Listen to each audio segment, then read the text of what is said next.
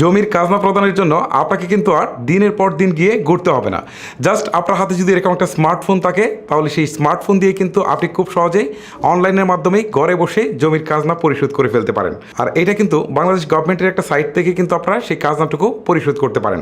আর খাজনা পরিশোধের পর কিন্তু আপনারা ঘরে বসেই অনলাইনের মাধ্যমে কিন্তু দাখিলা বা হচ্ছে খাজনা প্রদানের যে রসিদ, সেটাও কিন্তু আপনারা পেয়ে যেতে পারেন। চলুন কথা না বাড়ি স্টেপ বাই স্টেপ সেই প্রসেসটা আপনাদেরকে দেখানো যাক। অনলাইনে জমির খাজনা পরিশোধ আপনারা আপনাদের হাতে থাকা স্মার্টফোন দিয়েও করতে পারেন, ল্যাপটপ অথবা ডেস্কটপ দিয়েও করতে পারেন। তবে দুটার ইন্টারফেসই কিন্তু সেম, আপনারা মোবাইল দিয়েই করেন বা কম্পিউটার দিয়েই করেন। ওকে, আপনারা যদি মোবাইল দিয়ে করেন তাহলে আপনার ফোন থেকে ক্রোম ব্রাউজারটি ব্যবহার করবেন। এখন আমি কম্পিউটার থেকে দেখাচ্ছি যাতে আপনাদেরকে সহজে দেখাতে পারি। সো আমি আমার কম্পিউটার স্ক্রিনে নিয়ে যাচ্ছি এবং আমি ক্রোম ব্রাউজারটি ওপেন করছি। তবে একটা কথা আবারও বলে দিচ্ছি, আপনার মোবাইলের ক্রোম ব্রাউজার এবং কম্পিউটারের ক্রোম ব্রাউজার সেম কাজ করবে কিন্তু। ওকে, আপনাদেরকে দেখানোর সুবিধার্থে আমি কম্পিউটার থেকে দেখাচ্ছি। শুরুতেই আপনি ldtax.gov.bd এই ওয়েবসাইটটিতে চলে আসবেন। এখন অনেককে দেখবেন পেমেন্ট করুন এই অপশনের সাহায্যে খুব সহজেই খাজনা প্রদান করতে।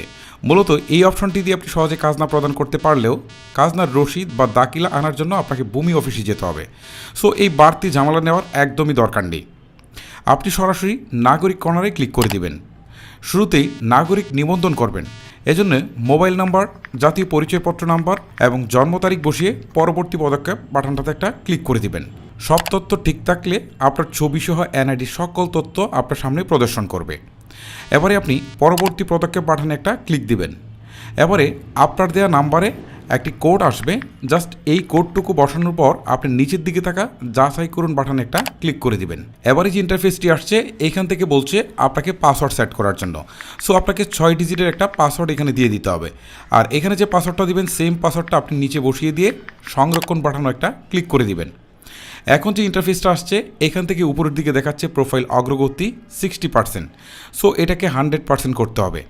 ওকে, প্রোফাইল কমপ্লিট করার জন্য আমরা খতিয়ানে ক্লিক দিই। এখন বলছে খতিয়ান যুক্ত করুন। এখন এখান থেকে আপনি বিভাগ সিলেক্ট করবেন। এরপর আপনাকে জেলা সিলেক্ট করতে হবে। তারপর উপজেলা বা সার্কেল সিলেক্ট করবেন। তারপর এখান থেকে মৌজা সিলেক্ট করবেন। তারপর হচ্ছে খতিয়ানের নাম্বার দিবেন। তারপর আপনি হোল্ডিং নাম্বার দিবেন। যদি আপনার কাছে হোল্ডিং নাম্বার না থাকে তাহলে না দিলেও সমস্যা নেই। সাধারণত হোল্ডিং নাম্বার আপনি যদি আগে খাজনা দিয়ে থাকেন তাহলে সেই খাজনার রসিদে কিন্তু আপনি হোল্ডিং নাম্বারটা পেয়ে যাবেন। এবারে সংযুক্তি অপশনে আপনি যে জমির খাজনা দিতে চান সেই জমির খতিয়ান বা পূর্বের প্রদান করা খাজনার রসিদ বা দাখিলা সংযুক্ত করবেন।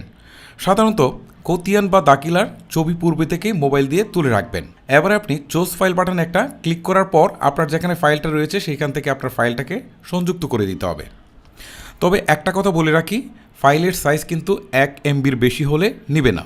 তারপর আপনি মালিকের ধরন নির্বাচনের ক্ষেত্রে যদি জমির মালিক আপনি নিজে হন তাহলে নিজ সিলেক্ট করবেন। আর যদি উত্তরাধিকারী সূত্রে আপনি জমি পেয়ে থাকেন তাহলে উত্তরাধিকার সিলেক্ট করে নিচের দিকে থাকা সংরক্ষণ বাটনে একটা ক্লিক করে দিবেন।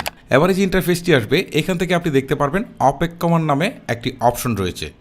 সাধারণত আপনারা খতিয়ান বা দাখিলা যাচাই করার জন্য যখন আপনারা এটাকে সংযুক্ত করেন তারপর ভূমি অফিস আপনার এই খতিয়ান বা দাখিলা যাচাই করার জন্য কয়দিন সময় নেয়। সময় নেওয়ার পর তারা যদি মনে করে সব ঠিকঠাক আছে তাহলে কিন্তু সেটা তারা ওয়েবসাইটে প্রকাশ করে দেয়। এখন আমি আপনাদেরকে বলছি আপনি যতগুলা জমির খাজনা দিতে চান প্রত্যেকটা কিন্তু এখন যেভাবে অ্যাড করেছেন প্রত্যেকটা জমির খতিয়ান কিন্তু এখানে আপনি যুক্ত করে দিবেন। কিছুদিন পর আপনি আবারও ldtax.gov.bd এই ওয়েবসাইটটিতে চলে আসবেন। এখানে আসার পর নাগরিক কর্নারে ক্লিক দিবেন। তারপর নাগরিক কর্নার থেকে লগ ইন বাটনে ক্লিক দিয়ে আপনার ফোন নম্বর এবং পাসওয়ার্ড দিয়ে লগ ইন বাটনে একটি ক্লিক করবেন।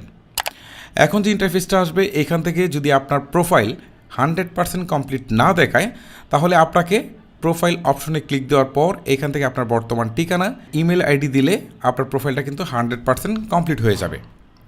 ওকে, এবারে আপনি খাজনা দেওয়ার জন্য হোল্ডিং বাটনে একটা ক্লিক করবেন। এবারে আপনি স্ট্যাটাসের জায়গায় দেখবেন যে অনুমোদিত। যদি দেখেন যে আমার আগের অবস্থায় রয়েছে তাহলে আপনাকে আরও কিছুদিন অপেক্ষা করতে হবে। আর ঠিক আমার মতো যদি এরকম অনুমোদিত আসে তাহলে আপনি কিন্তু খাজনা দিতে পারবেন। সো এখন আপনি খাজনা দেওয়ার জন্য বিস্তারিত বাটনে ক্লিক করবেন। এখন এখান থেকে জমির খাজনার বিস্তারিত পরিস্থিতি দেখাবে, যেমন সর্বশেষ কর প্রদানের বৎসর, কত টাকা বকেয়া রয়েছে, কত টাকা কর পরিশোধ করতে হবে, মানে সব কিছুই কিন্তু এখান থেকে দেখাবে। এবারে আপনি অনলাইন পেমেন্ট বাটনে ক্লিক করবেন। এবারে আপনার সামনে অনেকগুলো মাধ্যম আসবে যে মাধ্যমে আপনি টাকা পরিশোধ করতে পারেন। ঠিক আছে, এখান থেকে ধরেন আমি বিকাশে পরিশোধ করব। সো আমি বিকাশের উপর একটা ক্লিক করছি। এবারে পরিশোধযোগ্য টাকার পরিমাণ এখান থেকে দেখাবে।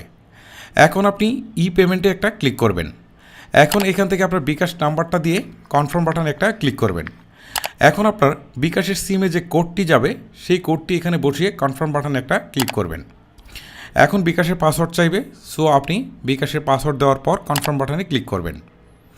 এখন দেখেন দেখাচ্ছে বিকাশ অ্যাকাউন্ট ভেরিফিকেশন সাকসেসফুল। এখন আমাদেরকে কিছু সময় অপেক্ষা করতে হবে। এখন দেখেন উপরের দিকে একটা মেসেজ আসছে, আর এই মেসেজে বলছে অভিনন্দন, কর প্রদান করা হয়েছে। আগামী 72 ঘন্টার মধ্যে দাখিলাটি অনুমোদিত হবে। অনুমোদিত হলে দাখিলাটি সংগ্রহ করতে পারবেন।